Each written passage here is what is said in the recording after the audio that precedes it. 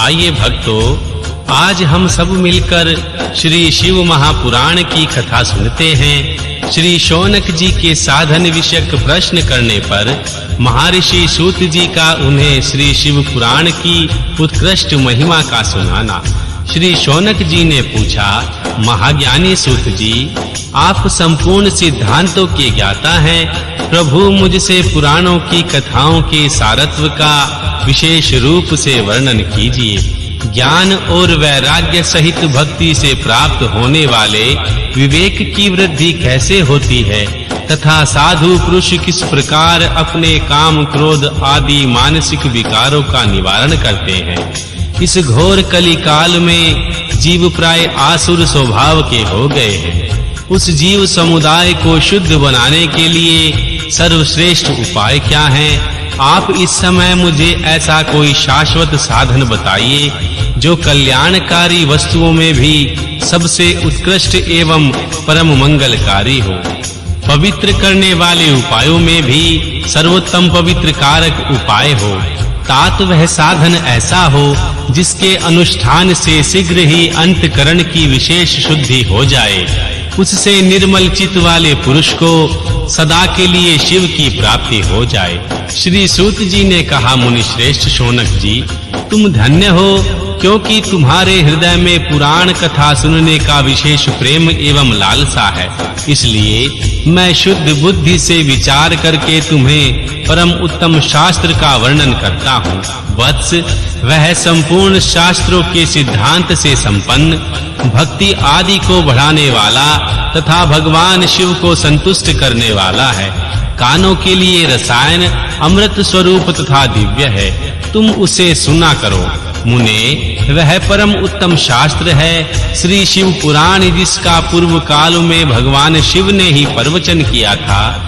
यह काल रूपी सर्प से प्राप्त होने वाले महान त्रास का विनाश करने वाला है। गुरुदेव श्री व्यास ने श्री सनत कुमार मुनि का उपदेश पाकर बड़े आदर से संक्षेप में ही इस पुराण का प्रतिपादन किया है। इस पुराण के प्रणयन का उद्देश्य है कलयुग में उत्पन्न होने वाले मनुष्य के परम हित का साधन। यह श्री शिव पुराण परम उत्तम शास्त्र है। इसे इस भूतल पर भगवान शिव का वडमय स्वरूप समझना चाहिए और सब प्रकार से इसका सेवन करना चाहिए। इसका पठन और सुनना सर्व साधन स्वरूप है। इसमें शिव भक्ति पाकर श्रेष्ठतम स्थिति में पहुंचा हुआ मनुष्य शीघ्र ही शिव पद को प्राप्त कर लेता है। इसलिए संपूर्ण यत्न करके मनुष्यों ने इस पुराण की पढ़ने की इच्छा की है अथवा इसके अध्ययन को अभिष्ट साधन माना गया है। इसी तरह इसका प्रेम पूर्वक सुनना भी संपूर्ण मनोवांछित फलों को देने वाला है। भगवान शिव के इस पुराण को सुनने से मनुष्य सब पापों से मुक्त हो जाता है तथा इस जीवन में बड़े-बड़े उत्कृष्ट भोगों का उपभोग करके अंत में शिवलोक को प्राप्त कर लेता है। यह श्री शिव पुराण नामक ग्रंथ 24,000 श्लोकों से युक्त है। इसकी 7 संहिताएं हैं। मनुष्य को चाहिए कि वह भक्ति, ज्ञान और वैराग्य से संपन्न होकर बड़े आदर से इसको सुने। 7 संहिताओं से युक्त यह श्री दिव्य शिव पुराण पार ब्रह्मा परमात्मा के समान विराजमान है और सबसे उत्कृष्ट गति प्रदान करने वाला है। जो निरंतर अनुसंधान पूर्वक इस श्री शिव पुराण को वाचता अथवा नित्य प्रेम पूर्वक इसका पाठ मात्र करता है, वह पुण्य आत्मा है। इसमें कोई संशय नहीं है। जो उत्तम बुद्धि वाला पुरुष अंत काल में भक्ति पूर्वक इस पुराण को सुनता है, उस पर अत्यंत प्रसन्न हुए भगवान महेश्वर उसे अपने पद धाम प्राप्त कर देते हैं। जो प्रतिदिन आदर पूर्वक इस श्री शिव पुराण का पूजन करता है, वह इस संसार में संपूर्ण भोगों को भोग कर अंत में भगवान शिव के पद को प्राप्त कर लेता है। जो प्रतिदिन आलस्य रहित होकर रेशमी वस्त्र आदि के वेष्टन से इस श्री शिव पुराण का सत्कार करता है, वह सदा सुखी होता है। वह शिव पुराण निर्मल तथा भगवान शिव का सर्वस्व है। जो इस लोक और परलोक में भी सुख चाहता हो, उसे आदर के साथ प्रयत्न पूर्वक इसका सेवन करना चाहिए। यह निर्मल एवं उत्तम श्री शिव पुराण धर्म, अर्थ, काम और मोक्ष रूप चारों पुरुषार्थों को देने वाला है। अतः सदा प्रेम पूर्वक इसको सुनना चाहिए और इसका पाठ करना चाहिए। अध्याय 1 श्री शिव पुराण के सुनने से देवराज को शिवलोक की प्राप्ति तथा चंचुला का पाप से भय एवं संसार से वैराग्य। श्री शौनक जी ने कहा, महाभाग सूत जी, आप धन्य हैं, परमार्थ तत्व के ज्ञाता हैं। आपने कृपा करके हम लोगों को यह बड़ी अद्भुत एवं दिव्य कथा सुनाई है। भूतल पर इस कथा के समान कल्याण का सर्वश्रेष्ठ साधन कोई दूसरा नहीं है। यह बात आज हमने आपकी कृपा से निश्चय पूर्वक समझ ली है। श्री सूत जी, कलयुग में इस कथा के द्वारा कौन-कौन से पापी शुद्ध होते हैं, उन्हें कृपा पूर्वक बताइए, इस जगत को कृतार्थ कीजिए। श्री सूत जी बोले, मुने, जो मनुष्य पापी, दुराचारी, खल तथा काम, क्रोध आदि में निरंतर डूबने वाला है, वे भी इस पुराण के सुनने पढ़ने से अवश्य ही शुद्ध हो जाते हैं। इसी विषय में जानकर मुनि इस प्राचीन इतिहास का उदाहरण दिया करते हैं, जिसके सुनने मात्र से पापों का पूर्णतः नाश हो जाता है।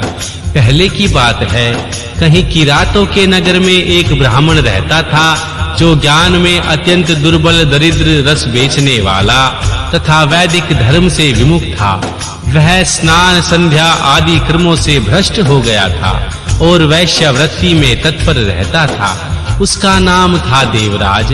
वह अपने ऊपर विश्वास करने वाले लोगों को ठगा करता था। उसने ब्राह्मणों, क्षत्रियों, वैश्यों, शूद्रों तथा दूसरों को भी अनेक बहानों से मारकर उनका धन हड़प लिया करता था, परंतु उस पापी का थोड़ा सा भी धन कभी धर्म के काम में नहीं लगा था।